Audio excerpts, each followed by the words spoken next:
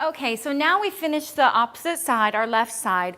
Remember, our foils were this direction, so I folded those over to expose the right-hand side of our head. We're gonna work backward, just like we did on the opposite side, to ensure everything is out of the client's face, letting her breathe so she's not suffocated with the foils in her face. And we're gonna apply and work through the same way. So we'll do this first section. I'm gonna come through. And again, you've got a little bit larger section here because we're still behind the ear where we have more hair. And this is the side that her part goes. So there's also more density of hair on this side because her part is here, pushing all of that on this side. So our sections can be a little bit bigger. Going in with our blondoir. Let's make that a little bit thinner. Remember, we want to be able to read that newspaper and ensure saturation.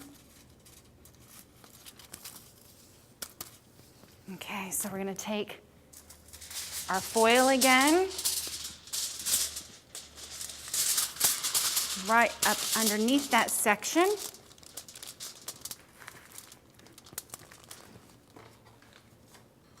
Applying our blondoir in the mid shaft.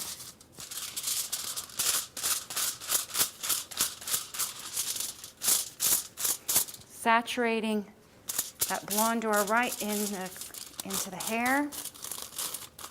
And you'll see my foil's a little bit too short. Should have made it a little bit longer so I'm not swirling the hair. So we want our foil slightly longer because you want it the same length as your hair. Working that through. Going in with your base. All the way to the scalp. Turning that brush all the way through for saturation.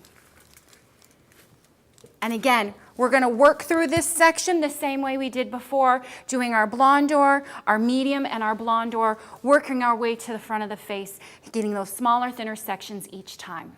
And so everything will be coming directed backward.